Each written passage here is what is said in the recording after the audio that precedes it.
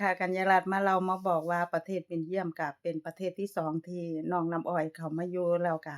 ได้เรียนรู้วัฒนธรรม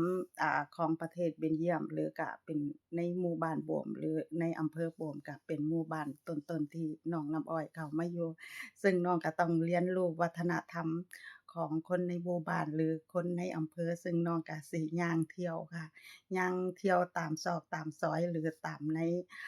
สถานที่ท่องเที่ยวที่เขาให้เราย่างเข้าไปดูได้น้องน้ำอ้อยก็สิเรียนรู้พัฒนาค่ะสิ่งแรกที่น้องน้ำอ้อยย่างก็คือนี่ค่ะก็โบมปาร์กค่ะเป็นสวนสาธารณะที่ให้ผู้คนย่างเข้าไปเล่นแล้วก็ย่างไปชื่นชมในสถานที่ซึ่งน้องก็มองเล็งไว้แล้วว่า